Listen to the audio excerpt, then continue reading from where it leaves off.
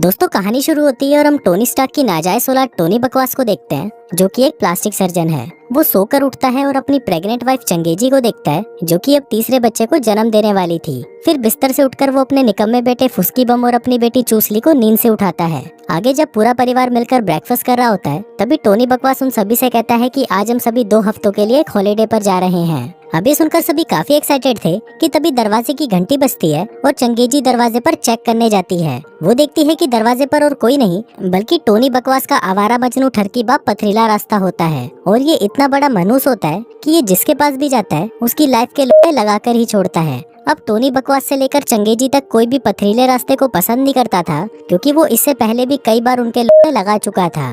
लेकिन अब जब पूरा परिवार साथ में जा रहा था, तो टोनी बकवास कैसे अपने मनूस बाप को घर पर अकेला छोड़ता, इसलिए वो उसे भी अपने साथ छुट्टियों पर ले जाने का फैसला करता है। अब पथरीले रास्ते की बूढ़ी हड्डियों में इतनी जान नहीं थी कि वो अपना बैग उठाकर सीढ़ियों से नीचे उतर सके, इसलिए वो सीधा ही उसे ऊपर से नीचे फेंक देता है। हम देखते हैं कि टोनी बकवास ने कुछ महीनों पहले ही एक बहुत हाईटेक गाड़ी खरीदी थी, जिसके फीचर्स के बारे में उसे खुद पता नहीं था।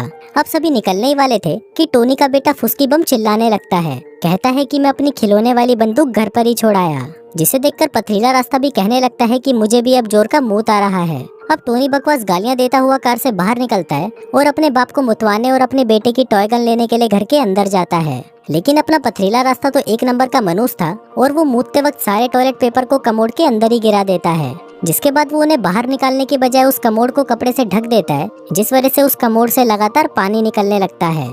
वहीं दूसरी तरफ जब टोनी बकवास अपने बेटे की बंदूक ले रहा था, तभी उसे वहां पर किसी की आवाज सुनाई देती है। वो उस बंदूक से उस आदमी पर शूट करता है, लेकिन फिर उसे पता चलता है कि जिस आदमी की उसने फाड़कर 464 कर दी थी, वो उसका बाप पथरीला रास्ता ही है, जो कि किचन से खाना चुरा रहा था। तभी टोनी बकवास को उसके एक पेशेंट का कॉल आता है, जो उसे कहती है कि बड़ी के तूने मेरे साथ ही क्या बकचोदी कर दी। मैंने तो तुझे मेरे होठों की सर्जरी करने को कहा था, लेकिन तूने तो मेरी ऐसी हालत कर दी कि मैं तो गधे के पिछवाड़े की तरह दिख रही हूँ। अब टोनी बकवास जैसे तैसे करके उस मामले को संभालने की कोशिश करता है और उसी दौरान उसका बाप पथरीला रास्ता पूरे घर को बर्बाद करने में लगा रहता है। इसके बाद टोनी बकवास उन सभी को लेकर अपनी कार में हॉलीडे के लिए निकल जाता है, लेकिन इसी दौरान रास्ते में उसका बाप अपना सड़ा हुआ मुंह बंद करता ही नहीं और पूरे रास्ते बकवास करके उन सभी के मूड का बड़ा कर देता है।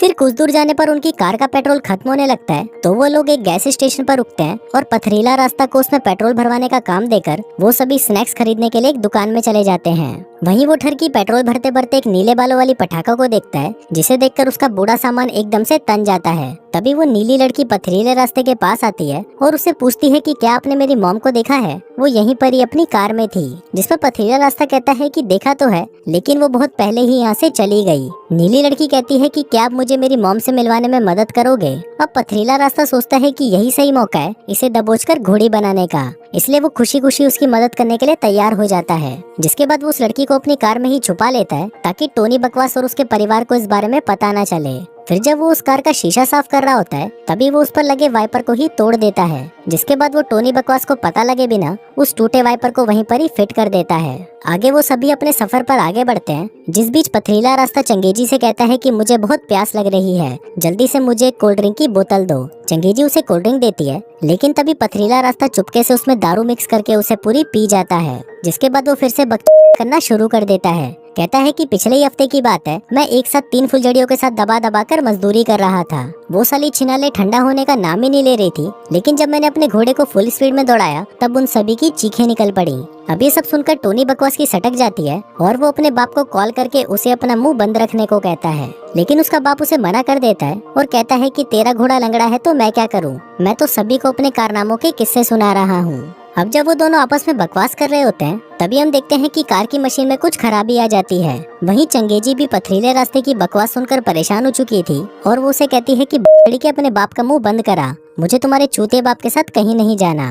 अब टोनी बकवास भी उसकी बात मानकर ब्रेक दबाकर गाड़ी को घुमाने लगता है, लेकिन कार का ब्रेक नहीं लगता, जिस दौरान वो एक गाड़ी से टकराते टकराते बचते हैं। टोनी बकवास अपनी वाइफ से कहता है कि डार्लिंग वो बस गाड़ी की थोड़ी सी ब्रेक फेल हो चुकी है। अभी सुनकर वहाँ बैठे सभी लोग इंक्लूडिंग नीली लड़की की भी फटकर 464 हो जाती है। जिसके बाद वो बाहर आकर पथरीले रास्ते से कहती है कि बूढ़े बूढ़ी के मुझे कहाँ लेकर जा रहा है। अब उस लड़की को देखकर सभी हैरान हो जाते हैं, क्योंकि एक मुसीबत उनके पास कम थी जो एक और मुसीबत उनके पास आ गई। अब उस लड़की को लगता है कि शायद ये लोग उसे किडनैप करके ले जा रहे हैं, इसलिए वो वहाँ पड़ी टॉय गन को उठाकर टोनी बकवास के ऊपर फायर कर देती है। लेकिन उसकी किस्मत अच्छी होती है कि वो बच जाता है। तभी वो लोग उसे समझाने लगते हैं कि कोई भी तुम्हें अगवा नहीं कर रहा, वो सचमुच तुम्हारी मदद करेंगे, जिसे सुनकर उस लड़की को उन पर थोड़ा भरोसा हो जाता है। अब टोनी बकवास चंगेजी को उस डीलर का नंबर देकर उसे कॉल करने को कहता है जिससे उसने ये गाड़ी खरीदी थी। तभी कॉल लगाने के बाद टोनी उस डीलर से कहता है कि छड़ी के तूने मुझे ये क्या बवासीर बेच दी, इसमें ब्रेक क्यों नहीं लग रहा।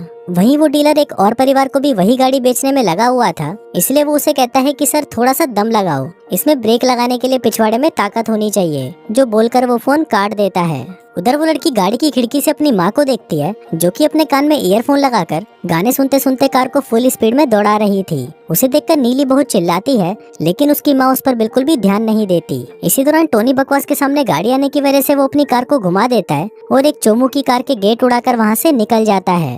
अब जिस चोमू ने उसकी कार का दरवाजा उड़ाया था उसका नाम होता है मंगेश मुर्दाबाद, जो कि टोनी बकवास से उसकी भरपाई करने और उसकी तोड़ने के लिए उसके पीछे पड़ जाता है। अब इसी दौरान दो पुलिस वाले उन दोनों को ओवर स्पीड में गाड़ी चलाते हुए देख लेते हैं, जिसके बाद वो भी उन दोनों के पीछे पड़ जाते हैं। उधर पथरीला रास्ता जैसे तैसे करके अपने छोटे दिमाग का इस्तेमाल करता है और उस कार के ब्रेक को ठीक करने की कोशिश करता है। अब उसने अपना मुंह टोनी बकवास की टांगों के बीच में घुसाया हुआ था, जिस वजह से पुलिस को ये देखकर लगता है कि शायद टोनी बकवास किसी से अपना चुसवाने में बिजी है। वो उसे कहता है कि के चुसवाना बंद कर और कार को साइड में लगा। टोनी बकवास उसे समझाने की बहुत कोशिश करता है कि उसकी कार का ब्रेक फेल हो चुका है, लेकिन पुलिस वालों को उसकी बात पर भरोसा नहीं होता। इसी दौरान चूसली एक पेपर पर हेल्प लिखकर उसे पुलिस वालों को दिखाने लगती है, लेकिन वो पेपर कार से उड़कर सीधा एक पुलिस वाले के मुंह पर जाकर चिपक जाता है, जिस वजह से उसकी बाइक स्लिप कर जाती है। उधर वही पेपर उड़ते उड़ते मंगेश मुर्दाबाद की कार पर जाकर चिपक जाता है, जिससे उसका भी एक्सीडेंट होते होते बचता है। लेकिन इस सब के बाद भी मंगेश मुर्दाबाद टोनी का पीछा नहीं छोड़ता, क्योंकि उसे टोनी से उसकी कार की भरपाई का पैसा लेना ही था। इसी दौरान उसका बाप अपना फोन निकालता है और व्लॉग बनाना शुरू कर देता है, ताकि पुलिस वाले के पकड़ने पर वो उन्हें बता सके कि उनकी गाड़ी की ब्रेक फेल हो चुकी थी, जिस वजह से उन्होंने इतना कांड मचा दिया। वहीं दूसरी तरफ ट्रैफिक पुलिस की हेड ऑफिसर को भी इस बारे में इन्फॉर्म किया जाता है कि एक आदमी अपना चुसवाते हुए कार को फुल स्पीड में दौड़ा रहा है। अभी सुनकर वो पुलिस वाली हाईवे पे मौजूद एक टोल गेट को बंद करने का ऑर्डर दे देती है, लेकिन इससे पहले कि वो टोल गेट बंद करते वो लोग वहाँ पर पहुँच जाते हैं और उस टोल गेट को पूरा बर्बाद करके वहाँ से चले जाते हैं। अब उनकी ये तेजी से कार भगाने वाली बात सभी न्यूज चैनल पर फैल जाती है। वो बताते हैं कि एक आदमी अपना चुसवाते हुए कार को 200 की स्पीड में भगा रहा है। इसी दौरान टोनी की कार के शीशे पर कबूतर हककर चला जाता है, जिसको साफ करने के लिए टोनी जब कार का वाइपर चालू करता है तभी वो वाइपर भी टूटकर नीचे गिर जाता है।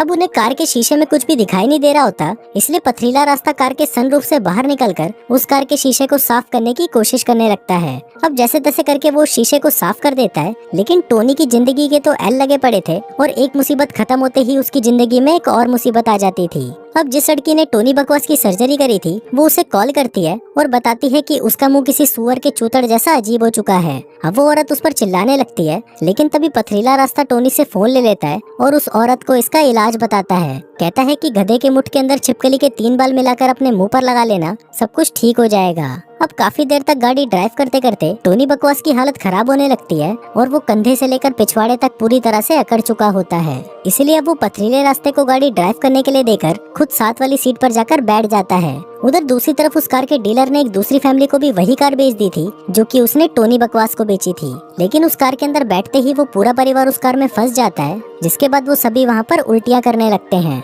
वहीं वो डीलर से देखकर काफी खुश हो रहा था कि उसने किसी और को भी चूतिया बनाकर उन्हें ये कार चिपका दी। वहीं एक पुलिस वाला टोनी बकवास के पास आकर उसे अपनी कार रोकने को कहता है और उसे अपनी गन दिखाने लगता है, लेकिन तभी उसकी गर्भवती पति ये देखकर कार का दरवाजा खोलती है और अपना भटूरे जैसा पेट दिखाकर उसे कहती है कि बड़ी के मुझे गोली मार, पहले ही कार ने हमारी जिंदगी बर्बाद कर रखी है और तू साला चूतिया हमारी मदद करने की बजाय हमें बंदूक दिखा रहा है। अब ये देखकर वो पुलिस वाले भी समझ जाते हैं कि ये लोग सचमुच में मुसीबत में हैं, लेकिन वो कुछ नहीं करता और वहाँ से चला जाता है। अब ड्राइव करते हुए पथरीले रास्ते को मूत लग जाता है, इसलिए चंगेजी उसे अपना टैंकर खाली करने के लिए एक प्लास्टिक की थैली दे देती है। अब पथरीला रास्ता दबाकर उसमें अपना सारा पानी निकाल देता है, जिसके बाद वो उस थैली को अपने बेटे को दे देता है। फिर टोनी उस मूत को खिड़की से बाहर फेंक देता है, जो सीधा जाकर मंगेश मुर्दाबाद के मुंह पर लगता है। अभी देखकर मंगेश का दिमाग और भी ज्यादा खराब हो जाता है और वो गुस्से में अपने मुंह पर बाल्टी डालकर उनका पीछा करने लगता है, लेकिन तेज स्पीड में होने की वजह से वो अपना बैलेंस खो देता है और सीधा आकर कुछ शूटिंग कर रहे लोगों की कार से जाकर टकरा जाता है।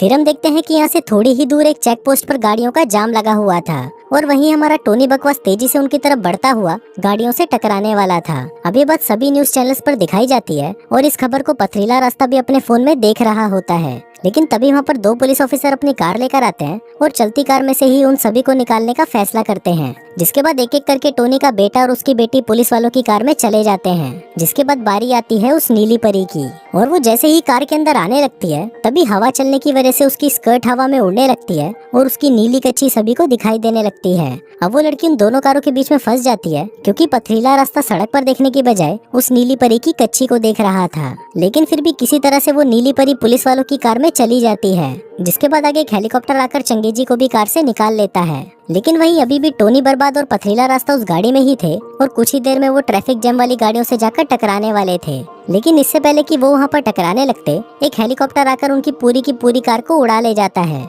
लेकिन तभी उस कार के टुकड़े टुकड़े हो जाते हैं और वो दोनों जाकर नीचे गिरते हैं, लेकिन किसी को भी कोई चोट नहीं आती। इसके बाद सीन शिफ्ट होता है और हम हॉस्पिटल में चंगेजी को देखते हैं जिसने एक और बच्चे को भी जन्म दिया था। लेकिन जब वो पूरा परिवार बच्चे को लेकर वापस घर आता है तभी वो सभी एक लिफ्ट में जाकर फंस जाते हैं। मतलब उनकी एक मुसीबत खत्म नहीं हुई और दूसरी मुसीबत फिर से शुरू हो गई। और इसी के साथ ही ये कहानी यहीं खत्म हो जाती है।